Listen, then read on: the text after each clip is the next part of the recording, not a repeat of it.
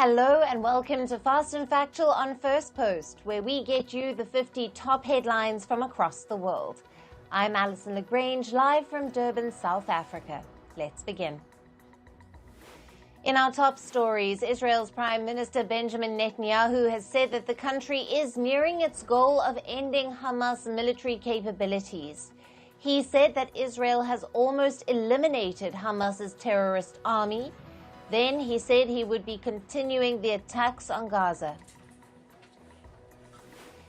Israeli forces are telling the residents of eastern Khan Younis in Gaza to evacuate the area. The residents claim that they received audio messages from Israeli phone numbers. The orders come a day after the Israeli military said rockets were fired from Khan Younis area. A barrage of rockets was fired from Lebanon toward Israel yesterday. The rockets flying into Israeli territory were caught on camera. Sirens were sounded in the northern Israeli city of Kiryat Shmona to warn the residents about the attack. The Yemen-based Houthi group has claimed responsibility for attacks on 4 more ships. They attacked American, British, and Israeli vessels. The Houthis said that they targeted ships in the Red Sea, the Arabian Sea, the Mediterranean Sea, and in the Indian Ocean. The U.S. Supreme Court has granted partial immunity from prosecution to Donald Trump. The ruling is a major relief for the Republican presidential candidate and former U.S. president. The American Supreme Court justices said that presidents have immunity for official acts. However, the presidents can be prosecuted for their personal and unofficial acts. Trump faces legal charges for his attempts to overturn the 2020 U.S. presidential election results. U.S. President Joe Biden has criticized the Supreme Court ruling that grants presidents wide immunity from prosecution for their official acts. Biden has said that this sets a dangerous precedent. He added that it potentially allows U.S. presidents to act without fear of legal consequences. An Air Europa flight hit severe turbulence, injuring several passengers on board. The flight was en route to Montevideo in Uruguay from Madrid in Spain. After the turbulence, the plane had to make an emergency landing at a Brazilian airport. Venezuela's President Nicolas Maduro has said that the country will resume direct talks with the U.S. He said that Washington had initiated a proposal for talks, and Caracas has attempted to initiate this after 2 months of careful consideration. In April, the U.S. levied crippling oil sanctions on Venezuela.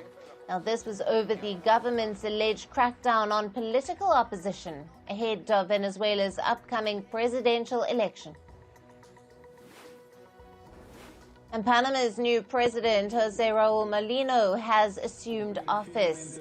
He has vowed to curb illegal migration. In his first address as president, Mulino has described the migration issue as a costly humanitarian and environmental crisis. The Bolivian government has summoned the ambassador of Argentina. The summons follows a comment by the office of Argentina's President Javier Milei. Now, on Sunday, Milei's office called the recent coup attempt on Bolivian President Luis Arce fraudulent. Bolivia witnessed a coup attempt last week with tanks and soldiers trying to enter the presidential palace. According to North Korean state media, the country has successfully tested a new tactical ballistic missile. The missile is reportedly capable of carrying a super-large warhead. The news of the successful test comes after South Korea reported 2 missile launches from the north yesterday. And a car accident in South Korea's capital, Seoul, killed at least 9 pedestrians yesterday. 4 others were injured. A car was traveling in the wrong direction when it hit pedestrians who were waiting at a traffic light. And on to climate news now. Hurricane Beryl has strengthened into a top-level Category 5 storm. The powerful storm swept through several islands in the southeastern Caribbean, leaving a widespread trail of destruction. Jamaica and the Cayman Islands are now bracing for the hurricane.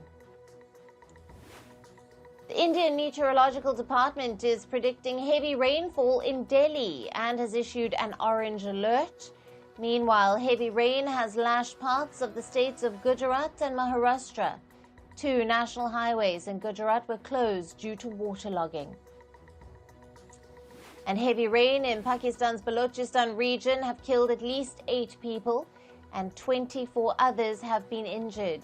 The heavy rainfall has also damaged around 300 houses in Balochistan. Heavy rain triggered floods and evacuations in southern China. Now, the country has also allocated nearly $6 million to restore roads after incessant rainfall damaged infrastructure in several parts. A state of emergency has been declared in 2 regions of Russia due to raging wildfires amid sweltering heat. Now, the emergency was declared in the Sakha region in Russia's Far East and the Tuva region in southern Russia. A severe heat wave is expected to hit the U.S. state of California today. Temperatures are expected to exceed 37 degrees Celsius in some parts of the state.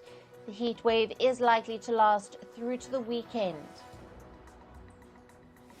And the Amazon rainforest in Brazil witnessed nearly 14,000 wildfires in the first half of 2024. The toll marks the worst 6 months of wildfires in 20 years. There has been a 61% increase in forest fires compared to the same period last year. Experts attribute the increase to a drought that hit the tropical rainforest last year. Hundreds of tourists and locals were evacuated overnight as Greece firefighters battled a wildfire on Kos Island. Firefighters continued their efforts to contain the wildfire for the second day. Amidst the raging wildfire, people took refuge in sports centers and other venues. And on to business and tech news now. Workers at Samsung Electronics in South Korea have called for a 3-day strike starting from the 8th of July. They are angry over Samsung's 5.1% pay hike offered this year. The National Samsung Electronics Union, or the NSCU, has announced a no-pay, no-work general strike. The NSCU represents around 28,000 employees, which is over a fifth of the firm's workforce. And Tata Steel workers in the UK have suspended a planned strike. Controversy arose over the company's plans to close 2 blast furnaces, which could have cut up to 2,800 jobs in Wales. Around 1,500 workers at the Port Talbot and Lauren were due to begin an indefinite strike over the matter, but the strike has now been called off after Tata Steel agreed to address the workers' concerns. And Canada's second-largest airline, WestJet, has cancelled hundreds of flights. This was over a strike staged by plane mechanics who walked off their jobs yesterday. The dispute arose after the airline and a labour union failed to reach a deal on salaries and working conditions. The strike led to the cancellation of more than 800 flights. And Germany-based Siemens Energy plans to hire 10,000 more employees. These hirings will be for the firm's electricity grid business over the next 6 years. About 40% of the new jobs will be added in Europe. Meanwhile, 20% of them will be allocated to the US and India. The remaining hires will be distributed across Asia and Latin America. Analysts have projected that Tesla's deliveries will be down by 6% in the second quarter of this year. This would mark the first time Tesla would post 2 consecutive quarters of decline. The drop in Tesla's deliveries is due to stiff competition in China and slow demand due to a lack of affordable models. Analysts expect the company to only deliver about 438,000 vehicles in quarter 2. Wall Street's main indexes ended higher during trading hours yesterday. The Nasdaq index saw the largest gains, boosted by technology companies. The Dow Jones also saw slight gains. Stocks of iPhone maker Apple rose 3%. Meanwhile, e-commerce giant Amazon and tech giant Microsoft both added more than 2%. And reports say that American chipmaker Nvidia is set to be charged by a French antitrust regulator. The firm will reportedly be charged for alleged anti-competitive practices. The charge sheet will follow raids at the company's French offices in September last year. If it materializes, France will become the first enforcer to act against the computer chip maker. And China has slammed the US for its actions regarding artificial intelligence investments. The US wants to restrict certain investments in China's AI and tech sectors. The Chinese envoy to the UN said that this could potentially harm the global development of AI. Washington introduced draft measures last month to curb investments in China, citing national security. The European Union has accused social media giant Meta of violating its digital laws. Meta introduced a paid option for ad-free Facebook and Instagram to comply with the EU privacy rules last year. However, if users don't pay, Meta uses their data for personalized ads. The European Commission says this model breaches the new EU digital laws, and they argue it forces users into a binary choice where they are required to pay for privacy or consent to use data across platforms. And reports say that music streaming app Spotify is testing a new emergency alert feature in Sweden. The system would send out public announcements about accidents, serious events, or disruption of important services. The initiative is not mandatory under Swedish law, but could make Spotify more relevant at times of emergencies. It's only being tested in Sweden as of now. The company has no plans to announce it worldwide. And moving to sports, we start with cricket. James Anderson will be joining the England camp as a fast bowling coach. He will transition into the role when he retires from Test cricket, following a series with the West Indies next week. Anderson is touted as one of the most successful pace bowlers in the history of Test cricket. The 41-year-old has a total of 700 Test wickets under his belt. And Afghanistan's women cricketers are seeking help from the International Cricketing Council, or the ICC. 17 of them, who are in self-imposed exile in Australia, are asking the ICC to help them form a team. They aim to revive the disbanded Afghanistan women's cricket team. It was formed in 2010 but was dissolved due to the Taliban taking over. The Afghan women now are striving to form a refugee team for international play.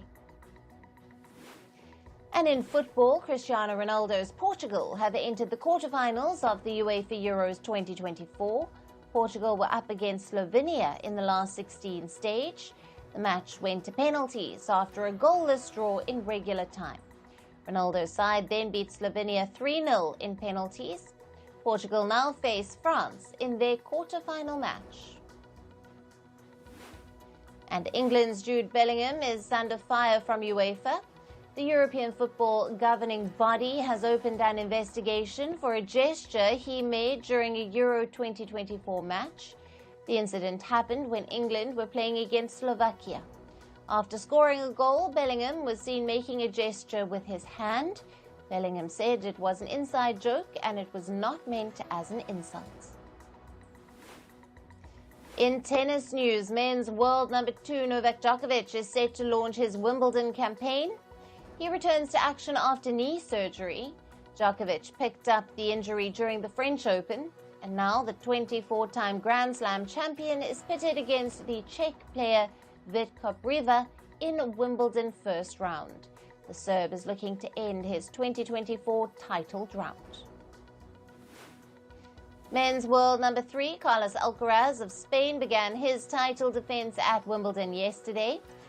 He defeated Estonia's Mark Jalal 7-6, 7-5, 6-2 in the first round. Now, the battle lasted for 2 hours and 22 minutes, and Alcaraz next faces Alexander Vucic of the Australia in the second round. And India's Sumit Nagal has crashed out of Wimbledon.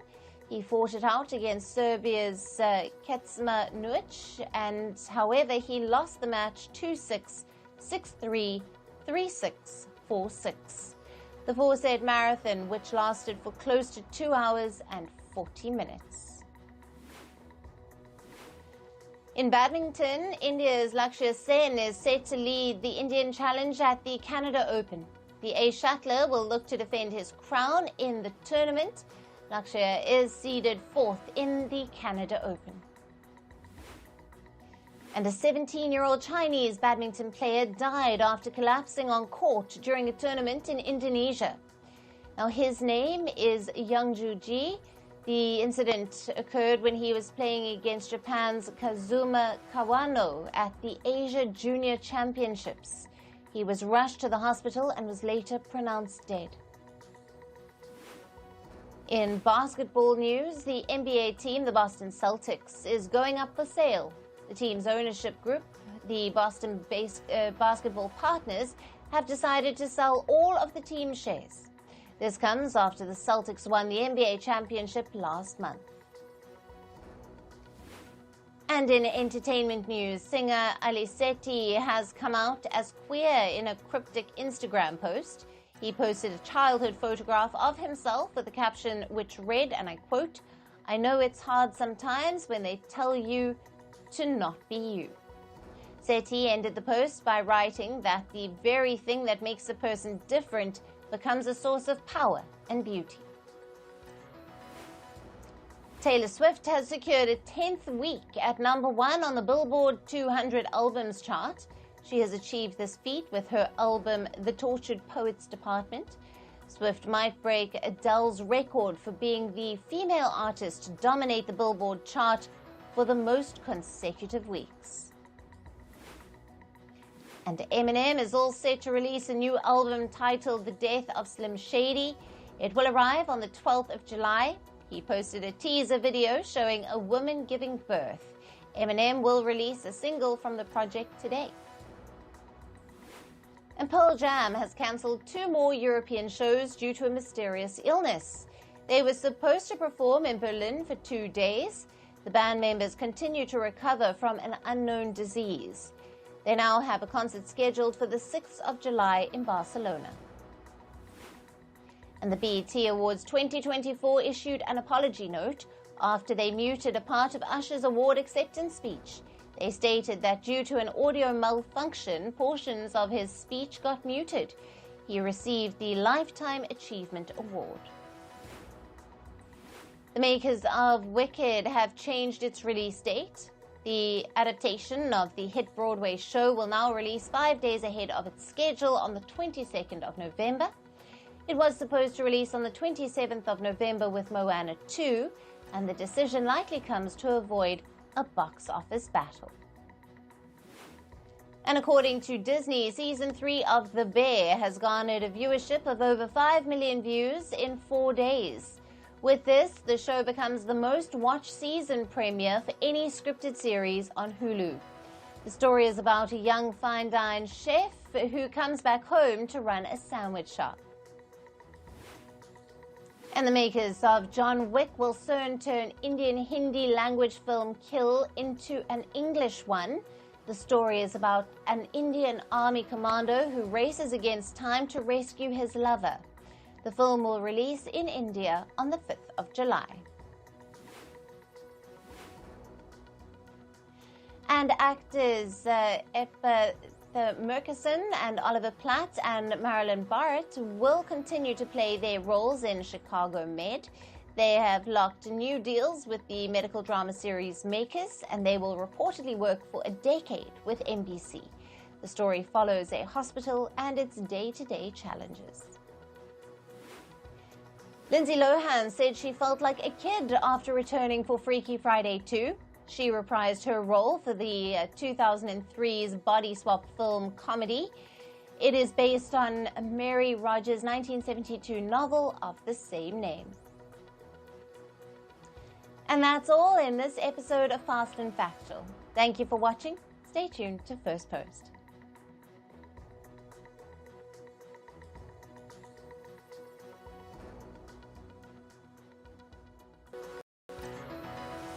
Israel's